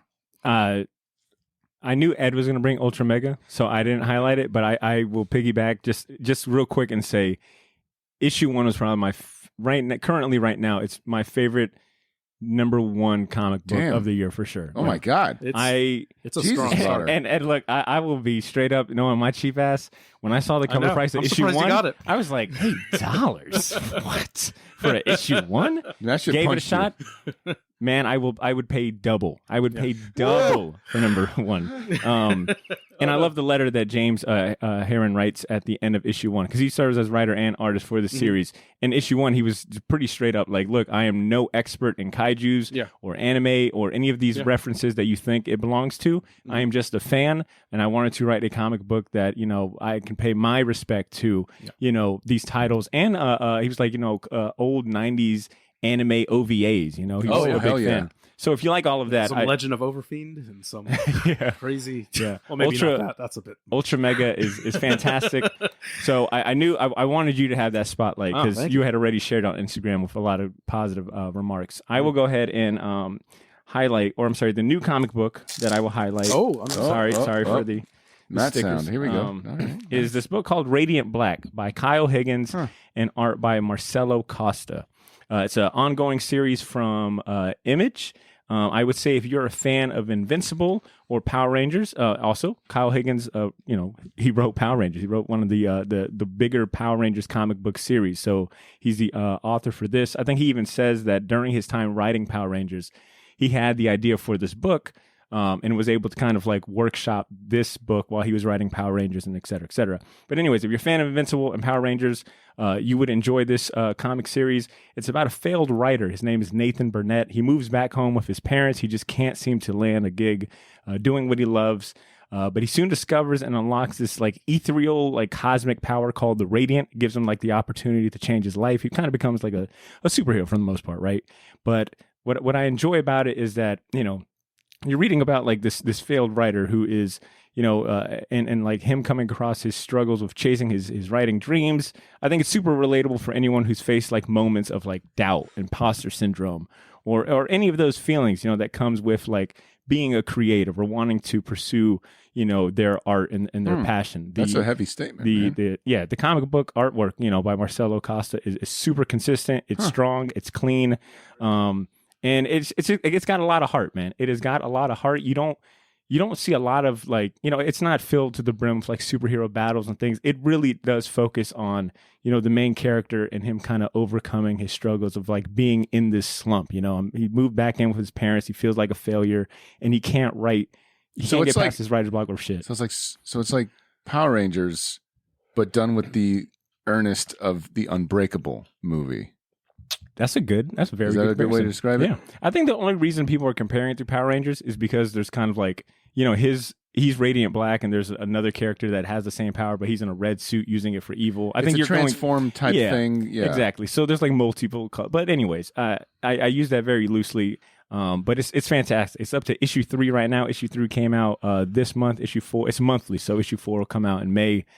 Still early enough to pick it up, but I will say I have seen, I think the first 2 already off to like second printing, if not third. I think it's a book that if it sounds interesting to you, pick it up while you can.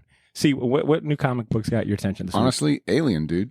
Alien. That's it. Like, I wanted to try it out, see if it was, I have attachment to the old shit from Dark Horse, but yeah, I mean, I think I talked enough about it already. Like, writing's good. Art could be a little more to be desired for, but that don't mean they'll. I mean, I feel like the artist will change, and I think they'll tell more stories. They won't just be just set in that specific story. Yeah, and that's the reason it's just like, if the art grabbed me more, I would have gotten 100%. Yep. But it's visual for me. It's more visual for me, so that art has to really speak to me. And it just, it's good. It's not terrible. It's just right. Doesn't wow me. Yeah, it's the story's pretty damn good. If it was just about, xenomorphs and guts and blood and whatever, it wouldn't work. Like, there's an interesting story between a dad who's basically retired space marine, and his son, who basically is a part of a terrorist organization that's trying to take down Weyland-Yutani. Well, that sounds good. They are murdering innocent people, not necessarily the people responsible at the company, right? So it's like the dad's kind of torn because, like, he was a shit dad, and the reason why his son kind of got roped in with these people is more or less because he was a shit dad. But at the same time, he's also a retired space marine. So what does he do? Can he take his, like, all that stuff is interesting. And then, the wrapper, the candy shell, if you will, that makes it, is the xenomorphs in the Alien universe. And it's always, even in the better movies, the threat of it is, important. That storyline. Right. So I think we brought some good new comic books to check out, and I know that the tradition for No Comic Shop for Old Men is that we name a winner who brought the best title, and I think today's rule was Ashley. Is that as long as you're in the studio today, you automatically won. So we got a 3-way tie. We all win except Ashley. Ashley is the sorry, loser. Ashley. Yeah. You know what the best part is? She literally told us on her way out that she isn't going to listen to the rest of the episode, but she did want to know what our No Comic Shop for Old Men picks were. So as a result, she definitely loses. I didn't hear the first. Yeah. She triple loses on top of triple losing. So yeah. So they're all totally different titles too. It's true. Cool. Surprising. Yeah. Good stuff. All right. So closing out this segment of No Comic Shop for Old Men is our retailer recommendations. So these are 3 recommendations that are provided to us by our sponsor over at Gotham City Limit. These are recommendations from the owner of that fantastic comic shop, Ben Kingsbury. Every week that we do this segment, we reach out to him and we say, hey man, what are 3 comic book series or new titles that you think our listeners here at the Shortbox Nation should consider putting on their pull list? That means these are titles that aren't out yet, but you can go ahead and go to your local comic shop and tell them to put it down for you. So the 3 comics that Ben Kingsbury has provided us this week include Witcher, Witch's Lament, number 1 of 4. It looks like it's going to be a 4-issue mini-series. And he writes, as Geralt searches for his next job, disturbing issues of a fatal persecution appear before him, bringing an ominous warning. Interesting. The next comic he's got to recommend is Made in Korea. It's going to be distributed by Image Comics. Looks like it's going to be a 6-issue miniseries, number 1. You got to put on your order form here soon. He writes a quick guide for your proxy. Step 1, remove box.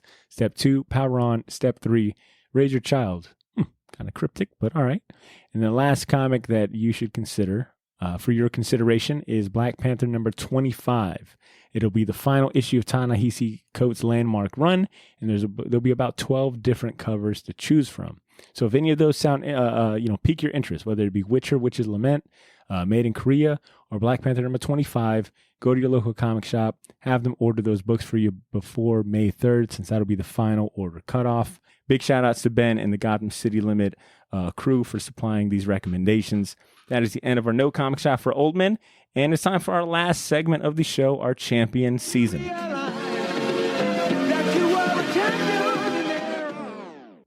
Champion Season, for those of you tuning in, well, it's the last segment of the show. It's where we get a chance to highlight other worthwhile entertainment and recommendations that we feel deserve to be on your radar. It could be a movie, an older comic book, a TV series, or anything else we feel will respect your time. Ed, how about you kick us off, man? What are you going to champion today? Oh, man, I'm going to, and I haven't seen the whole series yet, but and it's so ridiculous, but Hulu has a new kind of a crime series called Sasquatch, about a guy, an investigative reporter who used to work on a cannabis farm up in, I think it's either Northern California, or I just watched it last night, or like the Portland area, Pacific Northwest. And he remembers a night, like a rainy night, where a guy comes in, frantically saying that Bigfoot like killed 3 people, like tore them apart. So there's like these 3 bodies. So all these years later, and he's been like the main guy has been an investigative reporter. He's, kind of infiltrated like neo-Nazis and stuff, and wrote articles about that. He does that kind of journalism. So he's just thought about this, and he's kind of retracing his steps and calling people he knew to see if they remember this story, or if they remembered. He's hired a private detective. It's silly. I'm not going to lie. It's a silly premise, but it's a well done, silly premise. So a lot of the flashback, they do these kind of animated, recreations, or flashbacks of what, so the story has happened, like in the past, and like recording telephone calls. Has kind of like a documentary, crime doc feel to it. I'm not sure what the tone of it's going to go like in the next couple episodes. I think there's only 3 episodes too. So it's just silly, but interesting. I don't know. It's the fact that the subject matter is kind of funny to me, but it's done in such earnest and such a serious tone that it makes it, interesting viewing. And another one is called you might like this one. See, it's called, it's a 5-minute short. It's also on Hulu, called The Hug. Did you see this? Mm-mm. Okay. So I watched the Willy's Wonderland, the Nicolas Cage movie. Yeah. And then I was, reading, I was like listening to it, and a friend of mine told me about, well, if you like these kind of animatronic things, go watch The Hug on Hulu. It's kind of like this Huluween they did a few years ago, like all these shorts. Oh, cool. So it was like this, it's basically the same premise, 5 minutes. It's really respects your time. Okay. All right. And it's basically like a Showbiz Pizza mascot that, this little douchebag kid, is like, annoying everybody. And then the guy that's that works at the like the Showbiz type place, it's like, oh, he's like, I want the show. It's like, sorry, kid, he needs a break. He's like, he's a robot. So the kid steals the keys and like turns on the machine, and then he comes to life, and then it's, you can use your imagination. Yeah, don't tell me anything else. Yeah, I'll watch it. It's cool, and it's better than Willy's Wonderland. It's all right. Have you seen that yet? No, I want to. Okay, just Nicolas Cage says 0 lines the whole movie. Wow. Yeah. Damn, now I'm interested. Yeah. It's on the borderline of being good, bad for me. It's not quite champion, level for me, because I think there's a lot of wasted potential in that movie, but it's worth checking out, especially if you're like for Five Nights at Freddy the movie. It is so weird. It could do worse, because that came out, and then there was a Banana Splits horror movie. Did you ever see that? No. And that one is gorier than this Willy's Wonderland movie. Weird. Yeah, it's just such a strange. There was this like these handful of things that were like animatronic horror that kind of like try to capitalize on the Five Nights at Freddy video game, and then never went anywhere. It's basically Itchy and Scratchy Land episode of The Simpsons. Not as good. That's kind of like a future world. Yeah. Right. Yeah. What was the name of that first show that you had champion? Sasquatch. Okay. Word. See, what about you, man? What are you going to champion? The Andre the Giant documentary. Andrew the Giant. I was thinking I was thinking documentary and Andre, and I mixed those 2 words together. It's good. It's really good. Even if you have sort of a casual sort of understanding of wrestling, professional wrestling, still a good documentary. Yeah, and he's a character. There's a lot of like, there's a lot of myth around him. Yeah. They address that. Yeah. They address it. It's kind of interesting. Like the guy was, obviously he was big, but like the idea that this guy, like you realize that maybe his life wasn't awesome, right? Like as a big dude, like he couldn't use a toilet, couldn't use a toilet. How is he going to fly in a plane? Like stuff like you don't think about like a guy that big, right? Like Shaq's tall, right? But he's not a giant. Like he's not fucking 7'5", 500 pounds. Damn. 500 pounds. Yeah. That is ridiculous. And he's like flying to Japan all the time, like Right. crazy, and going into a Japanese hotel. Yeah. How big he is? Just forget it. If He's- you're 6 foot tall, you're like cramped. He's the fucking You know? Hulk, you know. Like Yeah. it's crazy, but it's a good documentary. I found out about him, you know, that I didn't know before about his life, and they have footage of him when he's young. It's kind of cool to see a dude like he as a baby, like he didn't know he had gigantism, right? So like all his brothers and sisters are just like, yes, look how cute he is. He looks like a cute, like little regular ass little baby from France, you know, like wee wee, you know, like, and then all of a sudden, around 9 years old, like shot up to 6'1". You know, you imagine a 9-year-old, like a 9-year-old kid's like Oh my 6'1". You know, I want to be 6'1" now. like, I'd kill for that. and then he started, playing fucking sports. Imagine this dude just fucking in wrestling in high school, and he was like already like getting like taller and larger, and they show him like he looks lean, and because I think and Ed, you can kind of speak to this, the wrestling in Europe, professional wrestling in Europe is a lot at the time was more athletic. So he didn't look like Andre the Giant. We know him like where he's basically got sort of this ginormous, doughy sort of body. So the time that like we see them, or at least mainstream audiences see him, he's like in the twilight of his career. Right. And he's been overweight. drinking a lot. Yeah. So, but at the same time, a lot of the strength he had was like natural. Like, of course he lifted weights and stuff, but naturally already strong. Like people were like, there's crazy stories of people were fucking with him at a bar, like laughing at him, whatever. Dude, very much the way a giant would be made fun of in like a fantasy story where like, get out of here, you crazy giant, yeah. Like doing that sort of shit. And he just is like, excuse me, stands up, goes out, finds their car, and then lifts the car and flips it on its side. A person did this, like, and he's just like, fuck you, you know, like just walks away, like crazy. That's cool. There's a biography that was just written that kind of coincided with that documentary, and then Box Brown. That's the one. That's what I was thinking little about. graphic novel about his life, which is really good. Yeah, that's cool. It seemed like, by all accounts, a really, really like decent person. Where'd you watch the doc at? HBO Max. Cool. Okay, that's a good one. Worth watching. Awesome. Yeah. Anything else? That's it. Okay. The two I've got is I'm going to go ahead and start off with the Alex Ross Marvel Comics poster book. Beautiful. Oh, Jesus. Beautiful. How much is that? Yo, check this out. Uh-oh. Here we go. Super reasonable. Whoa. $25. That's not bad. Not bad. I don't know if it's by you at all. I would tell you to check it out. It might be somewhere. If not, I'll show you right after. But it is so it's the first ever collection of those like iconic variant covers. Like I think if you've been in the shop in the last 2-3 months into a comic shop and you've walked by the Marvel Comics section, you've probably seen all of those lovely variant covers where portraits? It's just the portraits. Thank you so much. The Alex Ross portrait covers. Those are great. And I've been saying ever since Alex Ross has been doing all of these Marvel covers, I would love to see a book compiling all of this artwork. They must have listened because they've compiled all of those portrait covers, those character portrait covers into one really nice 11 by 16 inch book. It's got 35 ready to frame removable art prints.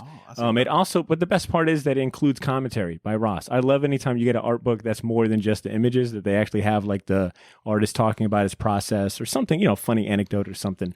But they got commentary by Alex Ross. There's like some preliminary sketches in there. There's also like a badass bonus 4-page gatefold of all of the portraits assembled into one mural, and it happens to be the same mural that they commissioned at Marvel's New York City office. So it's only $25. Of course, you can get it on Amazon if you really wanted to get it like that. But I recommend stopping in by your local comic shop and picking it up. It's the Alex Ross Marvel Comics poster book. And just an add-on, they recently came out with, because we champion Immortal Hulk so much on this show, they recently came out with an Immortal Hulk book with all of his covers on that too. Insane. So yeah, plenty of Alex Ross to if you're an Alex Ross fan, there's plenty of things to check out for him. I will go ahead and shamelessly plug our Artist Spotlight episode that we did on him back in episode 221. It's not shameless. Wow. Damn. It's not shameless. Yeah. It's beautiful. And the last thing I'll champion is another podcast. This one is called the Marvel Method with Method Man podcast. Have you heard it? No. It's good. Dude, Yeah. it is super good. Like, so it's a weekly podcast from Marvel and Sirius XM. I think that was where it originally aired, but now it's available on all podcast apps. Yeah, and it was stuff. kind of like they released the first episode as sort of like a pilot episode, right? To kind of see if it would take off. Yeah. And I guess now they're more consistent with it, right? Yeah. So they've been doing like looks like weekly episodes.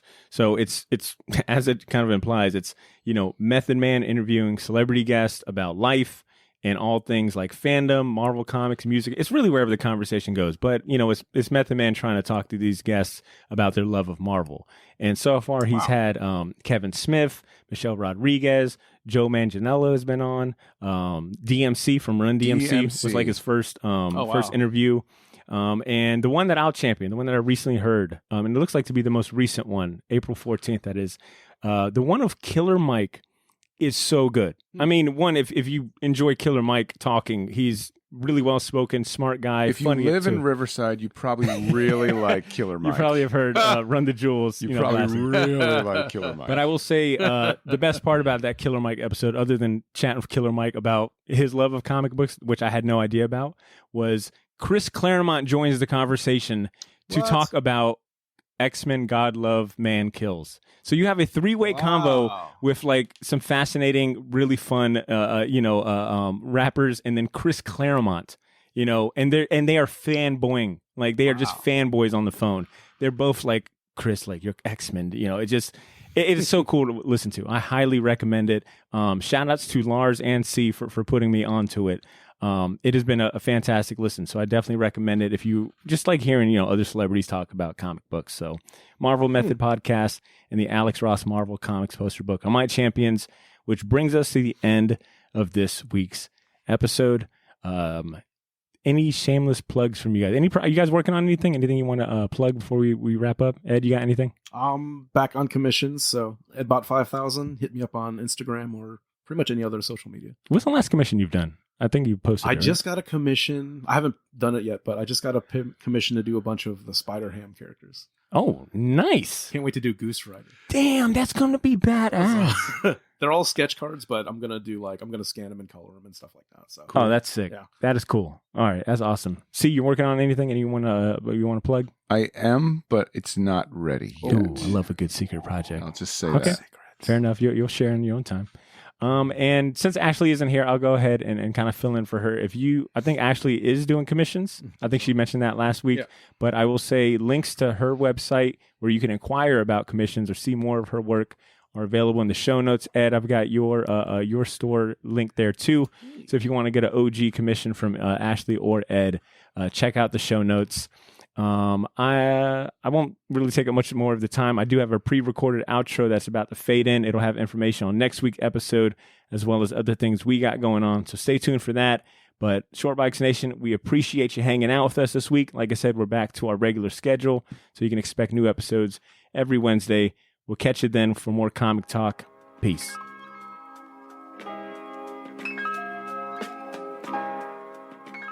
Yo, Shortbox Nation, that is the end of our episode this week. You guys know what I'm going to say. The conversation doesn't got to stop there just because the episode is done, just because the mics are off.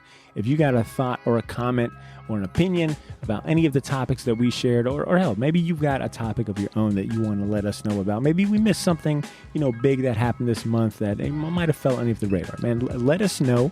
Go ahead and share your opinion, share your thoughts with us. Shoot us a short email at theshortboxjacks@gmail.com or hit us up on our social media, whether that be Twitter, Instagram, or Facebook. We'd love to hear from you for next week's episode. I want to go ahead and thank my crew. It was so nice to have Cesar, Ashley, and Ed back in the Short Box studio. Hopefully you guys enjoyed that as well. Like I said, we got the crew back. We'll be back to regular schedule. I want to go ahead and thank our supporters, like our sponsor, Gotham City Limit, as well as our Patreon subscribers. Without them too, we could not maintain and grow this show like we've been doing. So if you like our content and you want more of it in the form of bonus episodes or being able to vote for topics or even, merch, we got a cool Short Box welcome package that we mail out to a lot of our Patreon subscribers. If any of that sounds enticing to you, you want to become a part of the Short Box Elite, consider supporting the show and joining our Patreon community at patreon.com/theshortbox. We got a link to that in the show notes, of course. let's see, next week. Yeah, next Wednesday, we'll be doing our Jupiter's Legacy Spotlight. That's going to be ahead of the May 7th debut of the Netflix series of the same name. So if you got access to Jupiter's Legacy, whether that be, you know, in physical form in a trade or the issues, I'm sure it's probably on like Hoopla or Libsyn or, you know, any of the digital kind of comic distributors. Read along with us. We'd love for you guys to follow along and chime in. Let us know what you thought about the series. But that's what we'll be talking about next week is Jupiter's Legacy. So make sure you're subscribed to the show on your favorite podcast app. You won't want to miss that episode. In the meantime, Shortbox Nation, look, take care of yourselves. Have a great week. Thank you guys so much for tuning in and supporting. And please continue to make mine and yours Shortbox. Peace.